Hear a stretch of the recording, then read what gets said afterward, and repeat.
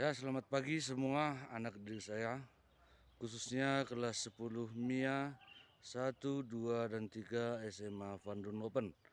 Saya ucapkan pada pagi hari ini, selamat pagi. Sebelum kita mulai pelajaran kita mulai dengan berdoa. Berdoa masing-masing dimulai. Berdoa selesai. Ya baik, untuk hari ini pelajaran kita yaitu mengenai keselamatan kerja di dalam laboratorium. Nah, nanti di dalam pelajaran kita harus mengenal juga apa saja alat-alat lab yang kita pergunakan dan apa kegunaannya. Nah, setelah kita pelajari dan mengenal alat-alat yang ada di lab, kemudian kita juga harus tahu menjaga keselamatan kerja. Hal-hal apa saja yang perlu diperhatikan dalam bekerja di dalam laboratorium. Nah, simak materi ini dengan benar karena untuk minggu depan kita akan mengadakan ujian bulanan. Jadi pelajari materi hari ini, pelajari juga materi yang lewat karena itu akan diujian bulankan untuk minggu depan. Nah, sekarang simaklah video berikut. Ketika melakukan eksperimen di laboratorium, kita tentunya akan menggunakan alat-alat laboratorium. Nah, alat-alat di laboratorium kimia mempunyai kegunaan yang berbeda-beda, sehingga kita perlu mengetahui jenis dan manfaat alat-alat yang ada di laboratorium. Nah, mari kita bahas alat-alat tersebut.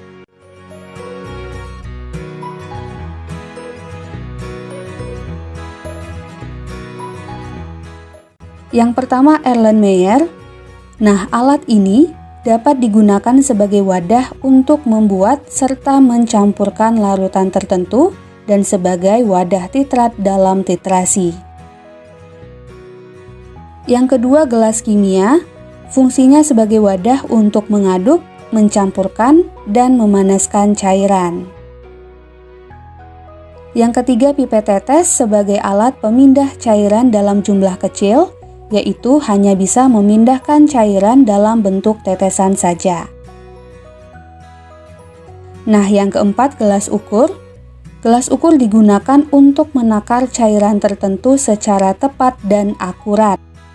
Nah, alat ini biasanya digunakan bersamaan dengan pipet tetes agar volume cairan bisa diambil dengan tepat. Yang kelima, tabung reaksi yang berfungsi sebagai wadah untuk mereaksikan bahan-bahan kimia. Kemudian yang keenam, rak tabung reaksi berfungsi sebagai tempat untuk meletakkan tabung reaksi. Yang berikutnya, pipet volumetrik digunakan untuk mengambil larutan dengan volume tertentu sesuai dengan label yang tertera pada bagian pipet volumetri yang menggembung. Yang kedelapan, labu ukur, fungsinya untuk membuat dan mengencerkan larutan. Kemudian yang kesembilan, plat tetes, digunakan sebagai wadah bahan dalam pengujian keasaman suatu larutan atau mereaksikan larutan. Nah, plat tetes terbuat dari bahan porselin dan umumnya tersedia dalam jumlah 6, 12, dan 16 lubang tetes. Yang ke-10, batang pengaduk, fungsinya untuk membantu mencampurkan zat yang dilarutkan. Kemudian ada alat mortal dan alu, fungsinya untuk menggerus atau menghaluskan zat yang masih berupa padatan atau kristal. Selanjutnya, pembakar spiritus digunakan sebagai pemanas untuk memanasi larutan atau membakar zat dalam proses percobaan kimia. Berikutnya, buret. Nah, alat ini digunakan untuk titrasi dengan presisi tinggi atau bisa juga digunakan untuk mengukur volume suatu larutan.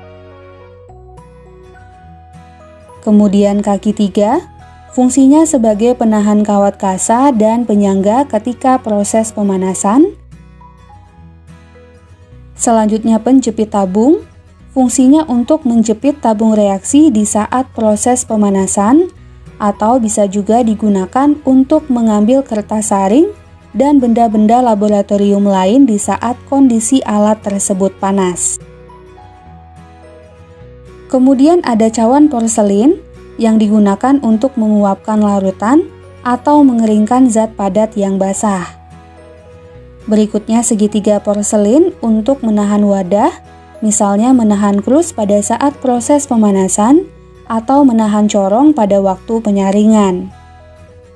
Lalu ada kaca arloji, digunakan sebagai wadah bahan yang akan ditimbang, terutama untuk bahan padat atau pasta. Kemudian juga dapat digunakan untuk menutup wadah pada saat proses penguapan. Alat berikutnya corong, sebagai alat untuk membantu memindahkan cairan dari wadah yang satu ke wadah yang lain, terutama yang bermulut kecil, dan juga dapat digunakan untuk menyimpan kertas saring dalam proses penyaringan. Kemudian botol semprot yang terbuat dari plastik, terdiri dari sebuah botol dan selang yang juga terbuat dari plastik. Nah, botol semprot ini digunakan sebagai tempat aquades. Selanjutnya kawat kasa terbuat dari kasa dan asbes. Nah, fungsi kawat kasa adalah untuk menahan beker atau labu ketika proses pemanasan menggunakan pemanas bunsen atau pemanas spiritus. Kemudian kawat kasa juga ditopang alat kaki 3 pada bagian bawahnya untuk membuat proses pemanasan berjalan maksimal. Alat berikutnya karet penghisap atau filler yang digunakan untuk menyedot larutan yang biasanya dipasang pada pangkal pipet. Nah, alat laboratorium ini dilengkapi dengan karet yang resisten terhadap bahan kimia sehingga dijamin aman dan tidak mudah rusak. Kemudian kalorimeter boom digunakan untuk mengukur jumlah kalor yang dibebaskan pada pembakaran sempurna suatu senyawa, bahan makanan, atau bahan bakar. Alat selanjutnya, statip, digunakan untuk menyangga buret dalam titrasi, untuk menyangga gelas kimia atau tabung reaksi saat pemanasan sebagai pengganti tripod. Berikutnya kertas saring, terbuat dari beberapa macam ukuran maupun tingkat porositasnya. Nah, alat ini digunakan untuk menyaring larutan agar dapat dipisahkan dengan endapannya. Selanjutnya pH meter merupakan alat yang digunakan untuk mengukur pH atau derajat keasaman dan kebasahan suatu larutan secara akurat. Kemudian kertas lakmus digunakan untuk menguji sifat asam dan basa suatu bahan, di mana suatu bahan yang bersifat asam akan mengubah warna kertas lakmus menjadi merah dan bahan yang bersifat basa akan mengubah warna kertas lakmus menjadi biru.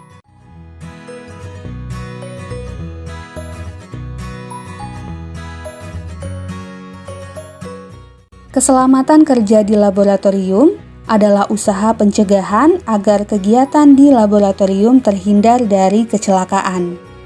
Nah, seperti yang kita bahas di awal, ada banyak bahan-bahan kimia yang sifatnya berbahaya, sehingga untuk menghindari hal-hal yang tidak diinginkan, kita harus menggunakan alat pelindung diri ketika bekerja di laboratorium, yaitu jas lab berlengan panjang dan dikancing, kacamata, masker, sarung tangan, dan sepatu tertutup.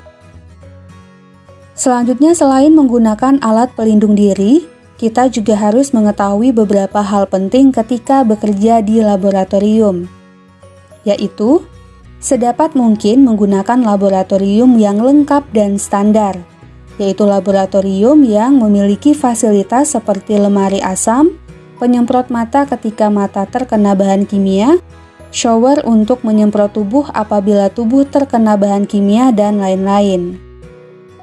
Kemudian jangan makan dan minum di laboratorium, jangan menggunakan bahan kimia yang tidak jelas labelnya, Jangan mencium zat kimia langsung dengan hidung, tetapi kibaskan gas dengan tangan sampai bau tercium.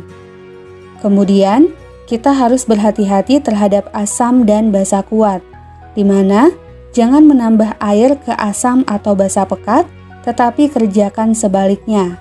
Asam ditambahkan ke air melalui dinding labu. Selanjutnya, jika mengambil bahan gas berbahaya, kerjakan di lemari asam dan gunakan sarung tangan pelindung. Kemudian untuk bahan-bahan kimia yang telah diambil, tidak boleh kita kembalikan ke dalam botol penyimpanannya, sehingga kita harus menghemat penggunaan bahan. Berikutnya, limbah laboratorium harus ditangani dengan benar. Misalnya, jika limbah bersifat terlalu asam atau terlalu basa, maka harus dinetralkan terlebih dahulu. Tidak boleh langsung dibuang. Begitu juga dengan zat kimia yang tertuang di meja praktikum atau di lantai, harus dinetralkan terlebih dahulu.